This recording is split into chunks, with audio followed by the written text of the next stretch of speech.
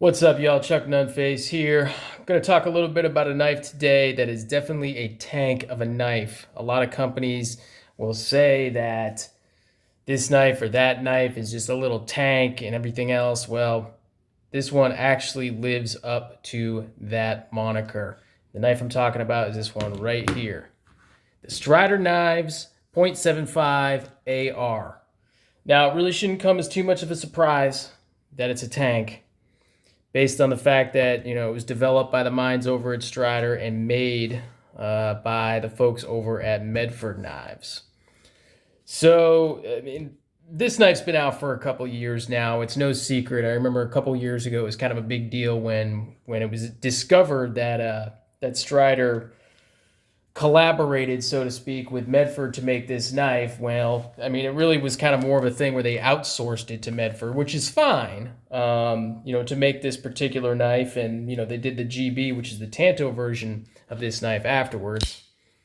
And there's really nothing wrong with it at all, especially with a company like Medford, doing such great work. But, they weren't really all that forward about it. It kind of came out after the fact that they had contracted with Medford in order to make these knives, and I think it ruffled a few feathers. There's a bunch of people talking on Instagram, apparently Facebook too, I'm sure, but I'm not on Facebook. But yeah, there was a lot of stuff going on about that, and my personal thoughts on it were like, it wouldn't have been a big deal just to kind of say, hey, we this is a new project, we're doing it with Medford Knife and Tool. We're really happy with the way it came out, and we hope you like it too. I think that would have kind of settled things. Not been a big deal. I don't think they would have lost any business. Maybe your Strider hardcore fans wouldn't be too happy about it, but they definitely would have still continued to sell out units, as they did after the fact as well. So that's just kind of the backstory on this one. The .75 AR, it's just a different version of the Strider AR, which came out, gosh, I don't even know, probably early 2000s, something like that. That one, initially at least, it was a frame lock model with G10 scales. And then they came out with it was a liner lock model with G10 scales, and then they came out with a frame lock version as well. But those are long since out of production, so this is a little bit smaller. I believe it's 3/4 of the size of a full-size AR, hence the name .75 AR. So, this is the AR version. The GB version is the Tanto. And like I say, it's been out for a couple of years, but this is the first time I have been handling one, and I have been very impressed. Just kind of go over the specs real quick. It does have a 3 1/4 inch blade, and that's measuring from the end of, or the very tip top of the scale right there. But when you look at it, it's a full 3 1/4 inches of cutting edge as well. So it's got a really great ratio of length to cutting edge. So it really utilizes everything with the way they dropped this scale down, and they incorporated the choil right there. So I think that was a really efficient use of size. Overall length of 8 inches, and it's got a weight of 7 ounces. Now this one in particular is the DLT exclusive in S90V. So S90V is fantastic. I'm a huge fan of S90V as far as stainless steel goes. In fact, it's my #1 stainless steel. Follow closely behind XHP. If given a choice in a folding knife, I will almost always choose S90V if I have that option. So to be able to kind of have this one here, that's definitely a bonus for me. This particular one does have a upgraded LBS. It's likely from Gray's Precision. I couldn't swear to it, but it's a TI LBS, kind of a domed one right there. The stock one would be just a flat titanium one, and it's got your typical Strider pivot right there as well. So let's do some size comparisons. As always, there is the Spyderco Stretch 2, which is going to be the stand-in for the time being, for the foreseeable future really, of the PM2. Very similar dimensions and length. There's the Ontario Rat 1. So it's going to be a little bit shorter than both, actually. A little bit shorter than both those knives right there. Let's see, here is the Spyderco Native 5, so it's going to be bigger than the Native 5. And let's see, just for grins, since we're talking Medford, it's going to be kind of in the same size as the Medford Slim Midi. However, when you're talking about thickness,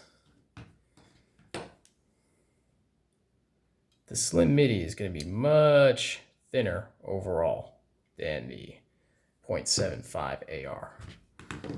Lighter as well, but similar lengths at least. And just because we're in the Strider theme, let's go ahead and compare it to a Strider SMF. So SMF is obviously, with the SNG, it's a flagship model of Strider. It's got a longer blade length.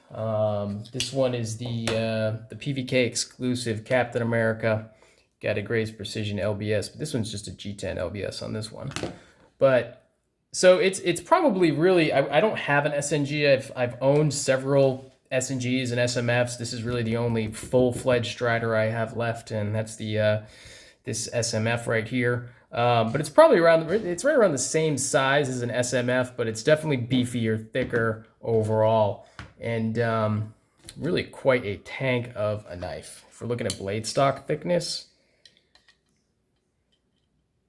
similar to an SMF SNG as far as blade stock thickness goes.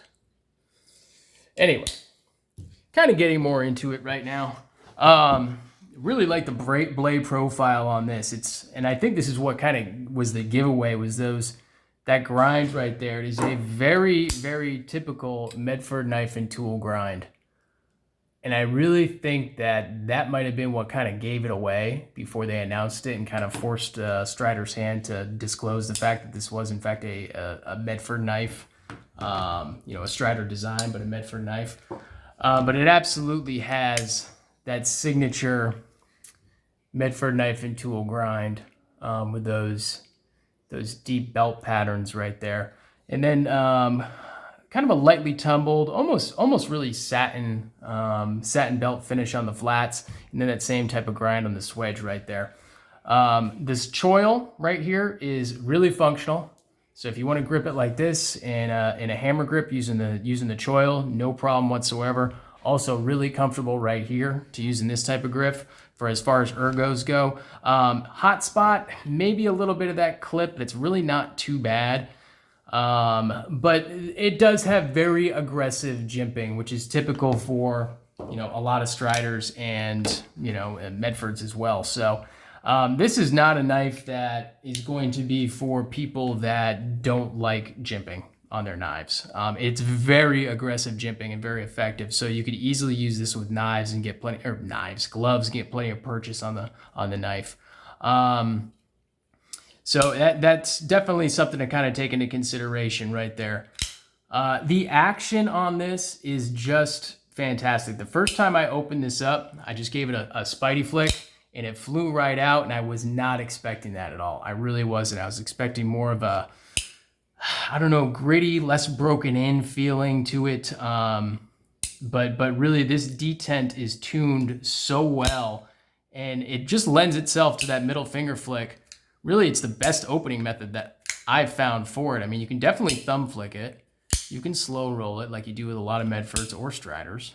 You can just slow roll it out like that. But that's the best way just to open it up. Really comfortable when it comes to use in that, like that forward choil is very effective and very comfortable. So I really appreciate that. Pocket clip is great. It's typical Strider, just a spring TI pocket clip, nothing fancy right there. I do like how they've added that insert. I would assume it's a stainless steel insert into that, I guess you want to call that a little tail that goes in on the pocket clip to kind of keep it from walking out on you. So that's a really good feature as well. I kind of like that addition right there. What else can I say about this? The detent, like I said, fantastic. Listen to the close right there. It just creeps up, sucks it right in. It's really nice. It's dialed really well. Very well. Lock bar tension is stiff But that's not really too much of a problem, considering that it doesn't seem to impede the action at all. The detent and the way it just flies right open is really well tuned. This is not one where I would want to take it apart and kind of try to flex that lock bar out to try to loosen it up. I think it's pretty good as is. It'll probably get a little looser over time, but I wouldn't fiddle with this one at all. It does suffer from the typical kind of edge right there that you get oftentimes with a Medford, where, you know, it's not that much different in this one right here in the slim midi, where you've got that kind of a sharp ledge where your thumb will go. It's not too bad. It closes without too much trouble. It doesn't really bother me, and it's not a super fidgety knife anyway. I mean, you can absolutely sit and you know, play with it if you want to, but it's really just more of a heavy duty type of tool. It's really not kind of a fidget toy, which really as a knife should be. But I mean, definitely when it comes down to little tanky knives, I mean, this thing, it punches way above its weight class. Absolutely. I have been just super impressed with this. It kind of reminds me of the Benchmade, I think it was the 755 MPR, the mini pocket rocket, that Shane Siebert design. But just even more robust and more capable of a knife. Yesterday, I went ahead and put a new edge on this, and it's S90V, and I really don't find S90V all that hard to sharpen. It takes a really good edge, but I also don't polish it. So I use a KME, and I stopped at 600 grit, and then I went to strops. I don't really take S90V beyond 600. I mean, honestly, you can probably stop lower than that, because I think S90V performs really well with more of a toothy edge. So 600, and then just moving on to strops, and just taking it to that. And this should probably hold an edge for quite some time. I did take the bevel back just a little bit from factory, but not all that much. It's got those nice hollow grinds that Medford is really good at, and it's really a very capable cutter and a very capable knife. So, you know, these aren't available now.